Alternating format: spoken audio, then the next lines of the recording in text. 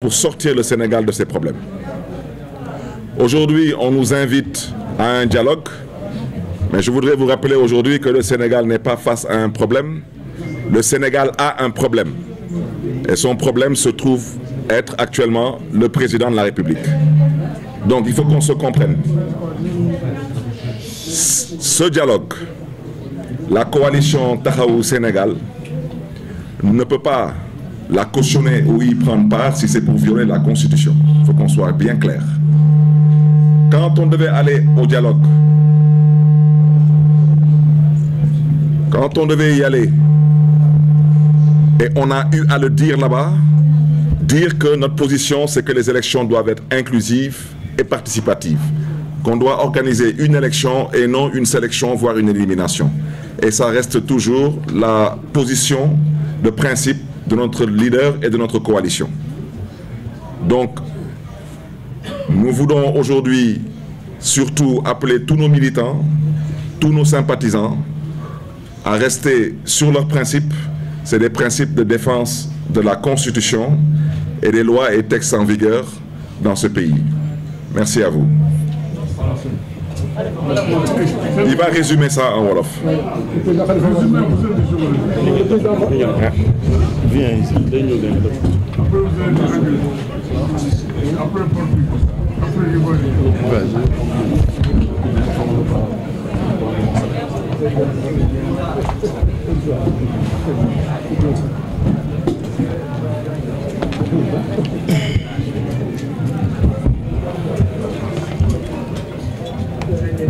Merci beaucoup,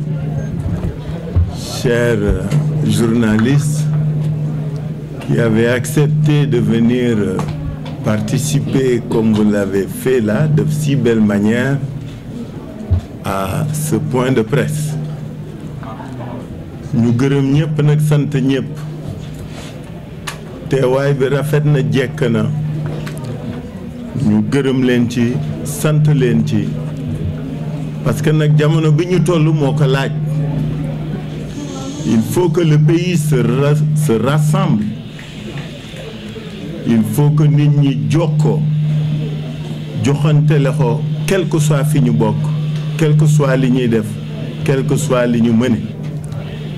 Ma gërëm leen bu baax ci teewaay bi wax ne réew mi fi mu tollu tey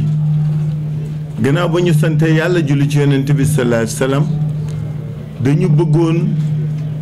féliciter askanu Sénégal ci taxawaay bi nga xam ne taxawu na ko depuis que la décision de reporter les élections par monsieur le président de la République avait été annoncée. Réew mi yëpp ñoo dajaloo booloo mànkoo bañ ko nangu di ko xeex nag chaque jour. moo tax tey bala ñoo door suñu kàddu dañuy massaw jaale ñi nga xam ne ñàkk nañ ci seen bakkan. xale yooyu ce sont des martyrs, ce sont des héros de la démocratie sénégalaise. De 2021 à maintenant, combien de morts avons-nous enregistrés dans ce pays dans des luttes démocratiques? duñu def leneen xeex seen yelleef ak seen droit moo tax ñu ñàkk seen bakkan. Je suis sûr que ñu nga yeewoo tey aljana firdaws en tout cas yàlla na ko yàlla def parce que eux se sont sacrifiés pour que ñun ñu mën toog fii di wax tey te loolu ku nekk ci ñun waru ko fàtte. ma ne xale yu góor yooyu xale yu jigéen yooyu mag ñooñu nga xam ne dañu ñàkk seen bakkan ba keroog bi ma nekkee Fass Gueule Tapée Maam Gorgui Ndiaye nga xam ne icône la ci réew mi li mu doon ci réew mi xëy na xale yi xamuñu ko mais képp ku xam sport ci Sénégal xam nga li Maam Gorgui Ndiaye tekki ak lan la représenté. dafa ñàkk bakkanam ci manifestation yoo xam ne yoonam nekku ci woon ci këram la toog grenade dugg fa rey ko comme ni grenade reyee xale boobu nekkoon ci magasin bi. mani ñoo ñëpp ce sont des victimes yoo xam ni benn sénégalais wulu leen fàtte parce que depuis presque 4 ans maintenant que nit ñi di xeex pour que yenn yi bañati fi ne ñooñu dañ leen di war màggal fuñ toll ñu màggal leen yéen it masawu leen journaliste yi sonn ngeen lool daj ngeen lu ne dund ngeen lu ne def nañ leen lu ne ñu di leen masawu mais nous vous connaissons debout déterminés constants courageux et prêts au sacrifice pour que yéen askan wi xam li xew mën bokk mën yëg mën xeex seen baat gën a jolli seen revendication gën a xàmme pour que démocratie bi gën a dëgër donc vous journalistes merci pour tout pour les sacrifices ñu ngi leen di gazer ñu ngi leen di dóor maa ngi fàttaliku waat seen consoeur bu jigéen boobu j'espère que tànk bi wér na léegi lu ngeen dajul amul en tout cas le pays la patrie vous est redevable de tout ce sacrifice bi nga xam ni moom ngeen nekke moom ngeen di def ñu massawu xale yi góor jigéen ak mag ak ndaw yi ñu arrêté parce que ce régime là je crois que il n'y a pas de régime plus liberticide que ce pouvoir li ñu tëj ci doomu sénégalais góor jigéen ci kaso musu fee am c'est unique dans les annales de ce pays xale yi ci kaso bi lu xew rek ñu tëj kaso lu xew rek ñu jàpp tëj ñooñu ñu tëj góor jigéen mag ak ndaw nañu xam ni seen sacrifice du vain. Ils l'ont fait pour ce pays, ils l'ont fait pour sa démocratie, ils l'ont fait pour que la réputation de vitrine démocratique de ce pays puisse continuer à être entretenue. ma ne xale yoo jigéen ñooñu nañu xam ne léegi mu jeex léegi ñu génn incha allah pas dans la compromission mais par la lutte. loolu lépp suñ ko fàttalikoo yenn saa yi sax metti na diis na. mais dañuy bëgg a am loo xam ni kenn xamul ban sentiment la parce que lii lépp lan la doore woon le discours qui a annoncé le report su ngeen fàttali ko nous a parlé et waxoon naa leen ko bi ñu dégloo borom réew mi le président de la République li mu référé woon mooy article 42 qu'il y avait un blocage des institutions parce que ñaari institution yu mag muy assemblée nationale ak conseil constitutionnel ñoo jubóowul mais bu leen fàttaliku li ñu doon wax aussi mooy président bi jubóowul ak premier ministre am ay jiiñaate am fi ay tamante dëmm am fi dans notre pays il ne peut pas y avoir de conflit entre le président de la République et son premier ministre xam ngeen ko mi ngi mel ni bëri bëkk ak mbaam la lu mu metti metti kenn nay daanu président su premier ministre defee lu mu def toog fi da ko neex donc il ne peut pas y avoir de problème entre affaire bi kay bi ma dégloo communiqué conseil des ministres ba ca tegu ma ni combine bëre lay nuru combine bëre lay nuru communiqué conseil des ministres bi ku ko dégg ak ku lire interview yi génnaat après ci journaux étrangers yi combine bëre lay nuru j'ose espérer que ce n'est pas un complot contre notre démocratie et que les raisons avancées, les raisons évoquées sont des raisons yoo xam ni mooy li ne sinon il y aura de quoi désespérer de nos dirigeants. ñaareel bi ñu wax ne y a un blocage institutionnel entre l'Assemblée et le Conseil constitutionnel. su ngeen fàttalikoo dama ne assemblée ba muy créer commission d'enquête def na liggéeyam looloo ko war suñ ne wax na lii leerul am nañ droit saytu ko conseil constitutionnel su fekkee dañ ni ko defal lii def na ko mu d'accord ñu bañ d'accord ñëpp xam nañ ni les décisions du conseil sont insusceptibles de recours ñoom ñaar li ma mujj wax li mu bëgg wax foofu lay mujj commission d'enquête bi nga xam ni moo servir de prétexte ñu ni xuloo boobu am na ba président jël décret ma ni commission d'enquête boobu gars yi fan lañu mujjee ku leen déggati lu ñu def quels sont les actes posés par cette commission d'enquête ce n'était qu'un prétexte. Je crois que ñun ñëpp d'accord nañ ci. Ce n'était qu'un prétexte pour def lii ñuy def. Sinon commission d'enquête bi déggatuñ ko ñëpp xamoon nañ ni mënul nem au nom de la séparation des pouvoirs députés yi mënuñu convoquer ay magistrats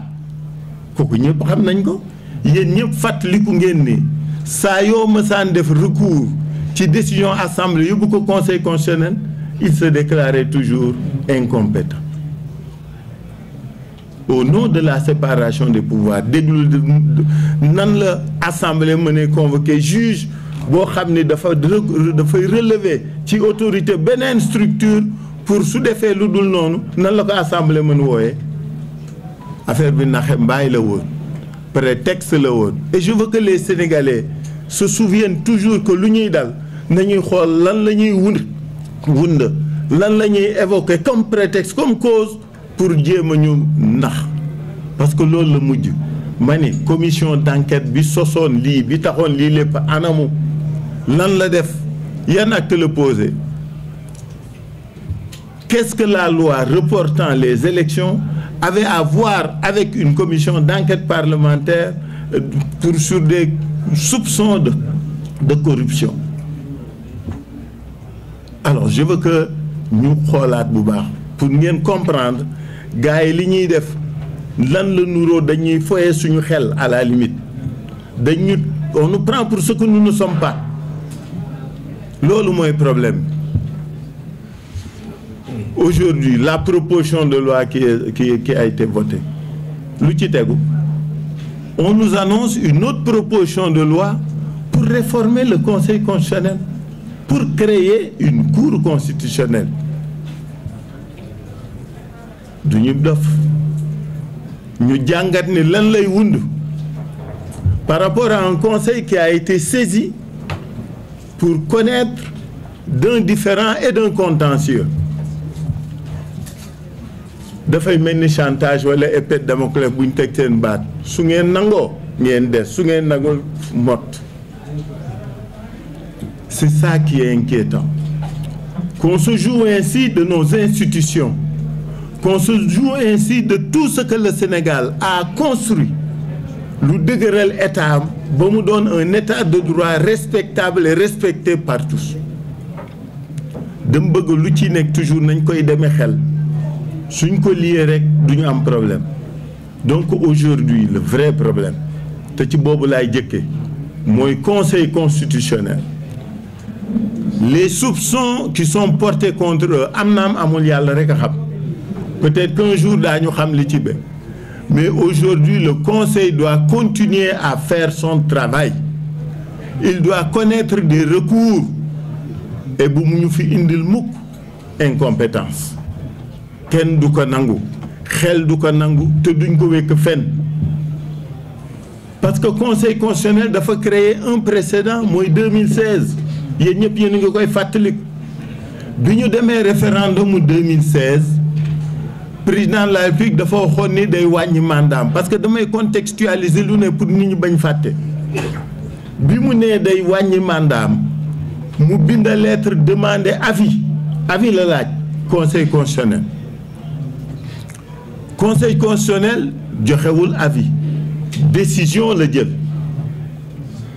mu ne président après sax muy laawale ko ci nekk ku fi door sa mandat nga xam ñaata lay durer mënatoo ko yokk mënatoo ko wàññi kooku mooy premier enseignement bi mais deuxième enseignement bi am solo pour ñun ñi def recours mooy Conseil constitutionnel bi daan wax ni dafa incompétent pour tout ce qui concerne les lois constitutionnelles jox na boppam doole mën-mën pas-pas ak pouvoir bu mu agir sur les lois constitutionnelles la mu mën 2016 loolu la ñuy xaar mu mën 2024 donc ñu ngi leen di interpeller ñoom ñu ngi leen di wax ne la ñu defoon 2016 loolu la ñuy xaar ci ñoom bien que nag et c'est ça qui nous gêne beaucoup des jurisprudences du Conseil n'ont pas toujours été respectées yéen a ngi fàttaliku xulóowu élection législative sur la notion des listes complètes. Il y a eu une jurisprudence de 2001 du Conseil constitutionnel. Il y avait eu une jurisprudence de la Cour suprême. 2001, c'était une liste entre le PS et le PDS, entre Manmi et Alelo. 2022, élection, 2021, élection locale. Il y a un problème de liste Pikini et problème de liste Kédougou, où la Cour suprême a encore réitéré interprétation ou notion liste complète. Et pourtant, les législatifs ils def na lenen. Lolo lañuy bañ dañuy fatali conseil bi niko lamuy def nay am constance, nay am cohérence, nay am permanence. Parce que lolo moy sen doolé, lolo moy tax ñu respecter len. Donc suñu premier appel ñun coalition Khalifa président, c'est à l'endroit du Conseil constitutionnel pour que cette fois-ci que nous mat li ñu doon, que nous matal li ñu leen xaare, que nous mottali li ñu leen yéene. C'est-à-dire qu'il nous montre que dans ce pays nous sommes dans un état de droit et que institution bu mu mënta doon lañ la dénk di nga ko def en toute indépendance. En tout cas ñu ngi leen di fàttali seen bopp, di leen fàttali seen wareef, di leen fàttali ni ñoom ay sénégalais lañu par de la robe yi ñuy sol, et que am nañu yaakaar ni ils diront le droit cette fois-ci. Et dire le droit, c'est rejeter la proposition de loi d'annuler la proposition de loi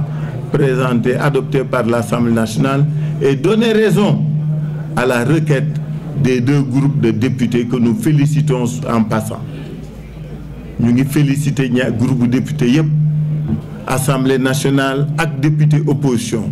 C'est un taxawaay, c'est un jëfit, c'est un melokaan rafetna. En tout cas, nous sommes très fiers d'eux et nous sommes heureux de voir que sur l'essentiel joté, quelles que soient les différences et les divergences, nit ñi dañu japp lolu doon say xéxandoo ko. En tout cas, cette fois-ci, c'est le Conseil qui est interpellé ci li nga xamni mo mëna sauver suñu dëkk, sauver suñu réew, sauver sa démocratie. Mon moyen prononcer l'annulation de la loi, de la proposition de loi portant report